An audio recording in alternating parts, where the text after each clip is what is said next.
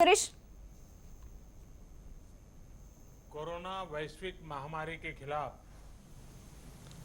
लड़ते लड़ते अब हम अनलॉक 2 में प्रवेश कर रहे हैं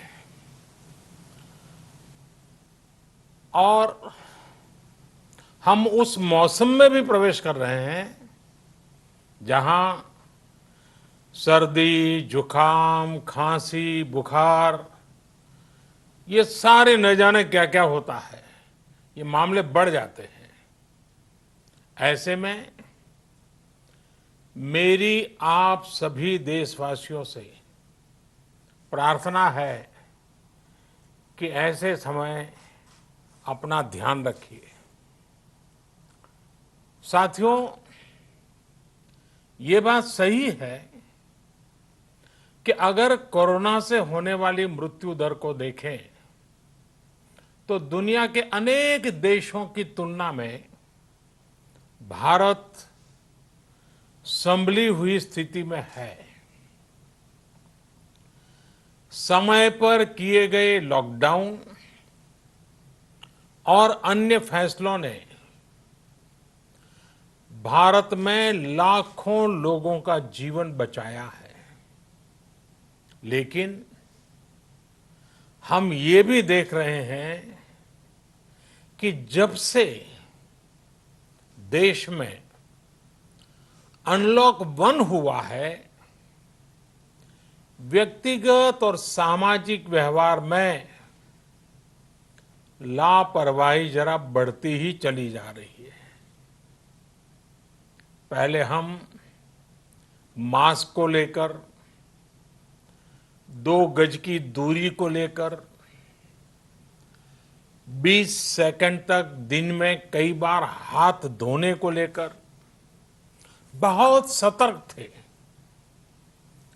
लेकिन आज जब हमें ज्यादा सतर्कता की जरूरत है तो लापरवाही बढ़ना बहुत ही चिंता का कारण है।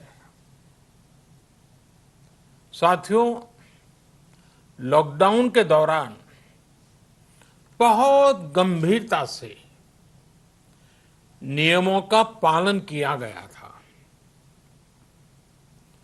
अब सरकारों को, स्थानीय निकाय की संस्थाओं को, देश के नागरिकों को फिर से उसी तरह की सतर्कता दिखाने की जरूरत है। विशेषकर कंटेनमेंट जोन्स, उस पर तो हमें बहुत ध्यान देना होगा। जो भी लोग नियमों का पालन नहीं कर रहे हैं, हमें उन्हें टोकना होगा, रोकना होगा और समझाना भी होगा। अभी आपने खबरों में देखा होगा, एक देश के प्रधानमंत्री पर 13,000 रुपये का जुर्माना इसलिए लग गया क्योंकि वो सार्वजनिक स्थल पर मास्क पहने बिना गए थे।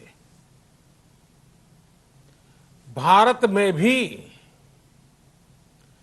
स्थानीय प्रशासन को इसी चुस्ती से काम करना चाहिए। ये 130 करोड़ देशवासियों के जीवन की रक्षा करने का अभियान है। भारत में गांव का प्रधान हो या देश का प्रधानमंत्री, कोई भी नियमों से ऊपर नहीं है। साथियों, लॉकडाउन के दौरान देश की सर्वोच्च प्राथमिकता रही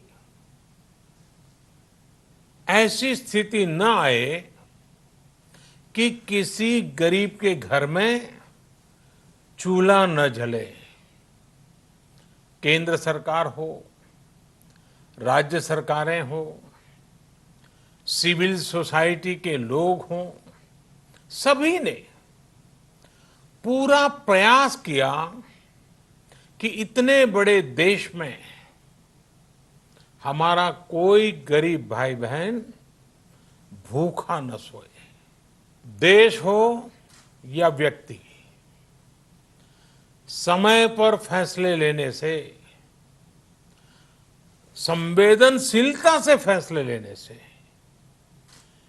किसी भी संकट का मुकाबला करने की शक्ति अनेक गुना बढ़ जाती है।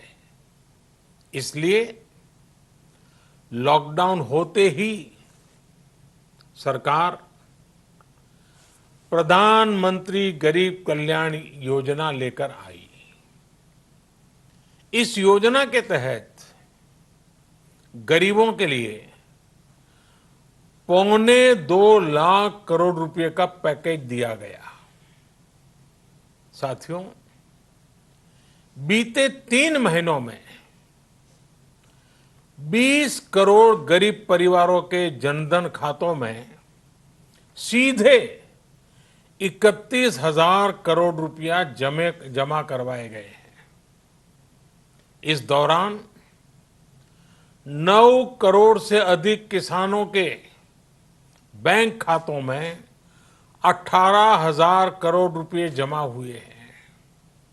इसके साथ ही गांवों में श्रमिकों को रोजगार देने के लिए प्रधानमंत्री गरीब कल्याण रोजगार अभियान तेज गति से आरंभ कर दिया गया है।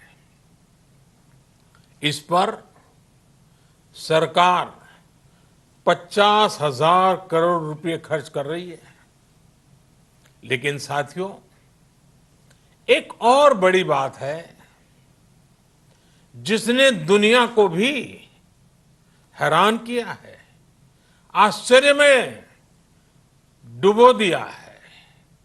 वो ये कि कोरोना से लड़ते हुए भारत में 80 करोड़ से ज्यादा लोगों को 3 महीने का राशन, यानी परिवार के हर सदस्य को 5 किलो गेहूं या चावल मुफ्त दिया गया। इसके अतिरिक्त प्रति परिवार हर महीने 1 किलो दाल भी मुफ्त दी गई। यानी एक तरह से देखें तो अमेरिका की कुल जनसंख्या से 2.5 गुना अधिक लोगों को, ब्रिटेन की जनसंख्या से 12 गुना अधिक लोगों को और यूरोपियन यूनियन की आबादी से लगभग 2 गुने से ज्यादा लोगों को हमारी सरकार ने मुफ्त अनाज दिया है। साथियों, आज मैं इसी से जुड़ी एक महत्वपूर्ण घोषणा करने जा रहा हूं। साथियों, हमारे यहां वर्षा ऋतु के दौरान और उसके बाद मुख्य तौर पर कृषि क्षेत्र में, एग्रीकल्चर सेक्टर में ही ज्यादा काम होता है। अन्य दूसरे सेक्टरों में थोड़ी सुस्ती रहती है। जुलाई से धीरे धीरे त्योहारों का भी माहौल बनने लगता है। अब आप देखिए, अभी 5 जुलाई को गुरु पूर्णिमा है, फिर सावन शुरू हो रहा है, फिर 15 अगस्त आएगी, रक्षाबंधन आएगा, कृष्ण जन्माष्टमी आएगी, गणेश चतुर्थी आएगी, ओणम होगा और आगे जाएं तो काटी बिहू है, नवरात्रि है, दुर्गा पूजा है, दशहरा है, दीपावली है, छठी मैया की पूजा है। त्योहारों का ये समय जरूरतें भी बढ़ाता है, खर्च भी बढ़ाता है। इन सभी बातों को ध्यान में रखते हुए ये फैसला लिया गया है कि प्रधानमंत्री गरीब कल्याण अन्न योजना का विस्तार अब दिवाली और छठ पूजा तक, यानी नवंबर महीने के आखिर तक कर दिया जाएगा। यानी 80 करोड़ लोगों को मुफ्त अनाज देने वाली ये योजना अब जुलाई, अगस्त, सितंबर, अक्टूबर, नवंबर में भी लागू रहेगी। सरकार द्वारा इन 5 महीनों के लिए 80 करोड़ से ज्यादा गरीब भाई बहनों को हर महीने परिवार के हर सदस्य को 5 किलो गेहूं या 5 किलो चावल मुफ्त मुहैया कराया जाएगा। और साथ ही प्रत्येक परिवार को हर महीने 1 किलो चना भी मुफ्त दिया जाएगा। साथियों, प्रधानमंत्री गरीब कल्याण अन्न योजना के इस विस्तार में 90,000 करोड़ रुपए से ज्यादा खर्च होंगे। और अगर इसमें पिछले 3 महीने का खर्च भी जोड़ दें तो ये करीब करीब 1.5 लाख करोड़ रुपया हो जाता है। अब पूरे भारत के लिए हमने एक सपना देखा है। कई राज्यों ने तो बहुत अच्छा काम भी किया है। बाकी राज्यों पर भी हम आग्रह कर रहे हैं कि इसको काम को आगे बढ़ाएं। और काम क्या है? अब पूरे भारत के लिए एक राशन कार्ड की व्यवस्था भी हो रही है। यानी एक राष्ट्र एक ration card, one nation one ration card. इसका सबसे बड़ा लाभ उन गरीब साथियों को मिलेगा जो रोजगार या दूसरी आवश्यकताओं के लिए अपना गांव छोड़ करके कहीं और जाते हैं, किसी और राज्य में जाते हैं। साथियों, आज गरीब को, जरूरतमंद को सरकार अगर मुफ्त अनाज दे पा रही है तो इसका श्रेय प्रमुख रूप से 2 वर्गों को जाता है। पहला, हमारे देश के मेहनती किसान, हमारे अन्नदाता। और दूसरा, हमारे देश के ईमानदार टैक्स पेयर। आपका परिश्रम, आपका समर्पण ही जिसकी वजह से देश ये मदद कर पा रहा है। आपने देश का अन्न भंडार भरा है, इसलिए आज गरीब का, श्रमिक का चूल्हा जल रहा है। आपने ईमानदारी से टैक्स भरा है, अपना दायित्व निभाया है, इसलिए आज देश का गरीब इतने बड़े संकट से मुकाबला कर पा रहा है।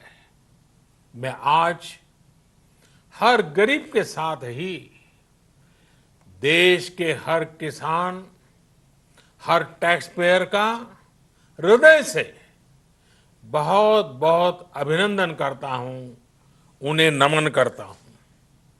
साथियों, आने वाले समय में हम अपने प्रयासों को और तेज करेंगे।